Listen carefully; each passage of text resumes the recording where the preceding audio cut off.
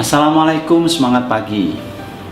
Perkenalkan, nama saya Muhammad Tibiani, biasa dipanggil Cak Tibi, CEO dan founder iPos. Kali ini saya akan membagikan sebuah cerita tentang perjalanan bagaimana iPos ini lahir. Tepat 2013 saat saya bertemu dengan beberapa kolega saya di saat jujur harga minyak membumbung turun. Saya dipertemukan dengan teman-teman kecil, bisnisnya kecil, menengah, mungkin mikro, dan saya dihadirkan pada sebuah event menjadi pembicara. Pada tahapan itu saya menjumpai sesuatu hal yang sangat prinsipal dalam berbisnis, adalah ketika teman-teman pengusaha restoran, pengusaha retail, pengusaha services membuka cabang, dia mengalami sebuah kendala. Saat cabang pertama dibuat, bisnisnya awalnya dijaga oleh dia dan pasangannya. Seiring perjalanan waktu, saat bisnisnya tumbuh dan dia membuka cabang yang kedua, maka couplepreneur ini membagi ruang kerjanya menjadi dua. Jadi yang cabang pertama biasanya dijaga oleh istrinya atau suaminya, cabang kedua maka akan dijaga oleh istrinya atau suaminya. Ketika bisnis ini tumbuh dan berkembang menjadi cabang yang ketiga, tentunya di saat mereka memulai bisnis punya orang kepercayaan yang mendampingi mereka dari awal bisnis itu dimulai, dan orang kepercayaan ini tahu betul bagaimana mengelola bisnis ini. Maka saat cabang ketiga, couplepreneur ini memberikan kepercayaan buat orang kepercayaannya untuk membuka cabang yang ketiga, dan bisnis ini bisa berjalan dengan baik, menghasilkan keuntungan. Tentunya secara natural bahwa manusia itu ingin terus bisnisnya tumbuh. Tahun pertama mungkin 1 cabang, tahun kedua 2 cabang, tahun ketiga 3 cabang. Pada titik dia membuka cabang keempat, seringkali statistiknya 80% mengalami kendala yang sangat fatal.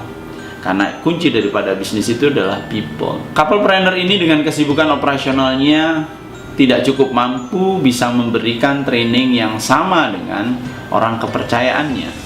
Sehingga saat cabang keempat dibuka, maka dia mengambil orang yang belum tentu cocok dan sesuai dengan kriteria yang diinginkan, tapi bisnis harus tetap jalan.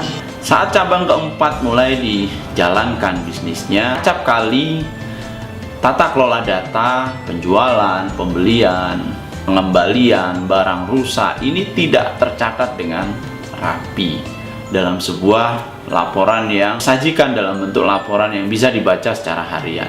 Inilah seringkali menjadikan mimpi buruk buat teman-teman untuk membuka cabang selanjutnya, karena bisa jadi keuntungan yang dihasilkan oleh cabang 1 dan 2 serta 3 habis untuk melakukan operasional atau mengcover daripada kerugian yang diakibatkan cabang keempat.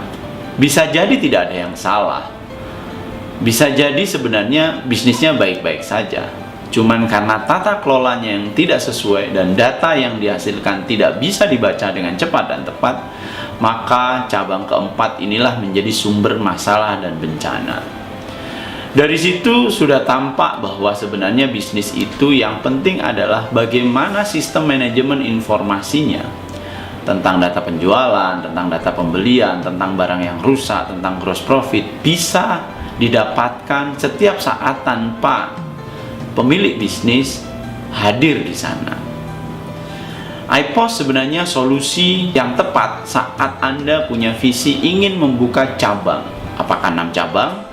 Nanti saya akan sajikan dalam bentuk materi lain kenapa 6 cabang, ataukah 20 cabang, ataukah 50 cabang.